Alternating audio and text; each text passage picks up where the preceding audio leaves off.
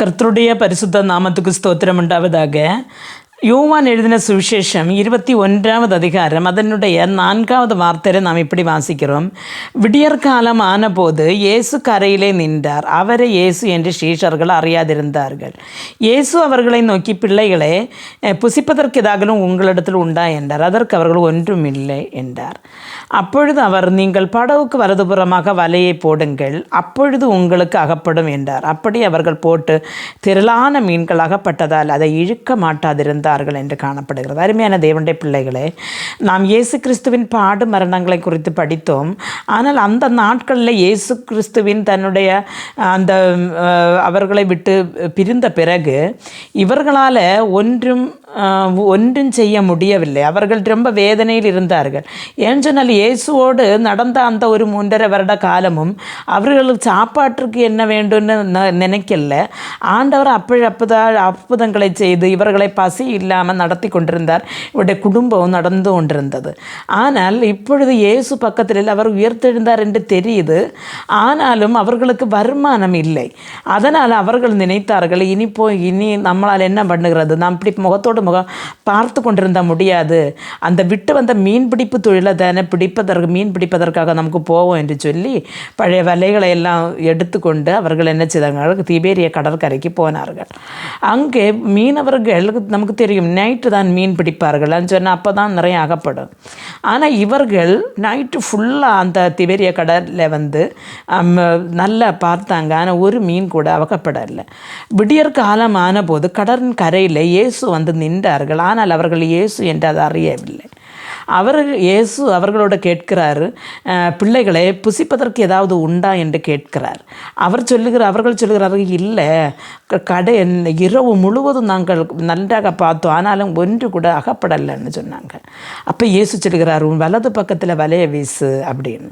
இவர்களும் அந்த ஆண்டவருடைய வாக்கு கீழ்ப்படிந்து வலது பக்கமாக வலைய வீசுகிறார்கள். ஆனால் பெருத்த மீன் கூட்டம் அவர்களுக்கு அகப்பட்டதாக காணப்படுகிறது. அருமையான தேவனுடைய பிள்ளைகளை, இயேசுவை விசுவசித்து இருந்த சின்ன வேலையை விட்டுட்டு சிறிய ஒரு ஊழியமாக நீங்கள் இறங்குற நீங்கள் இன்றைக்கு ரொம்ப வீட்டில் அல்லனா நம்முடைய வாழ்க்கையில் நடந்த சில பிரச்சனைகள் நிமித்தம், கொடுங்காற்றுகள் நிமித்தம் தளர்ந்து போயிருக்கிறீர்களா? நான் நீ என்ன செய்வேன், என்ன குடும்பத்துக்கு சாப்பாட்டுக்கு என்ன சொல்லுவேன், எனக்கு என் பிள்ளைகளை படிப்புக்கு என்ன செய்வேன் அப்படின்னு இல்லை அங்கலாய்த்து, நான் இப்படி இருந்தால் பற்றாது, நான் விட்ட வேலையை நான் ஒன்று கூட எடுத்து செய்யலாம் என்னுள்ள நினைப்பில் நீங்கள் இருக்கிறீர்களா?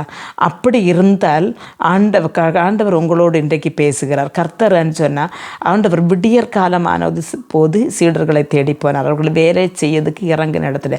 அதே மாதிரி என் அருமையான தேவனுடைய பிள்ளைகளை, காலை நேரங்களில் கர்த்தருடைய சமூகத்தில் நாம் இருக்கும் பொழுது இந்த திபேரிய கடற்கரையில் விடியற்காலம் போன இயேசு நம்முடைய பெட்ரூமில் வருவார். நாம் நம்முடைய பாரங்களை, வேதனைகளை நாம் அவர்களோடு செல்லும் பொழுது நாம் என்ன செய்ய வேண்டும் என்று அவர் சொல்லுவார்.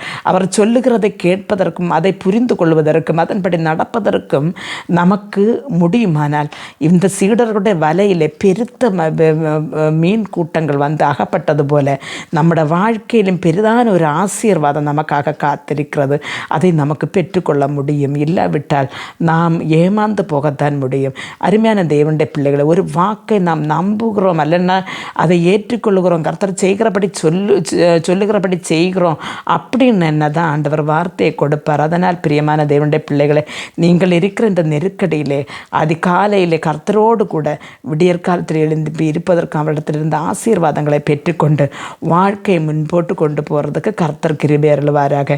நண்பர்களுக்கு பெருத்த மீன் கூட்டம் அகப்பட்ட போது அவர்கள் மட்டுமல்ல கண்டது, அந்த இடத்திலிருந்து அந்த தேசத்தார் எல்லாம் அறிந்து கொண்டார்கள். அதே போல் நமக்குன்னு சொல்லி ஒரு கர்த்தர் ஒரு ஆசீர்வாதத்தை தரும் பொழுது நம்ம மட்டுமல்ல, நம்முடைய பிள்ளைகள் மட்டுமல்ல, இந்த தேசமே நம்மை அறிந்து நமக்கென்று கர்த்தருடைய நாம மகிமைக்கென்று நமக்கு நிற்க முடியும். கர்த்தர் தாமே ஒவ்வொருவருக்கும் அதற்கான கிருபை கொடுப்பாராக. ஜெபிப்போம்.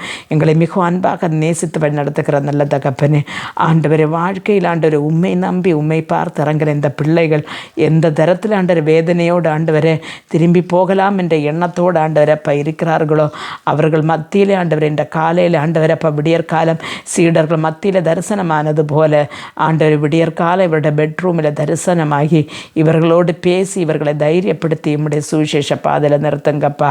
ஆண்டவரே, உம்முடைய வருகை வரையிலும் ஆண்டவரே உமக்கன்று வாழ ஆண்டவர் ஒவ்வொருவருக்கும் கிருபை தந்து மது வலதுகரம் விடுத்து வழி நடத்துங்க. இயேசு கிறிஸ்துவின் நாமத்தில் ஜெபிக்கும் போது ஜெபத்தை கேட்டு பதில் அறிஞ்சு உள்ள தகப்பனே, ஆமேன்.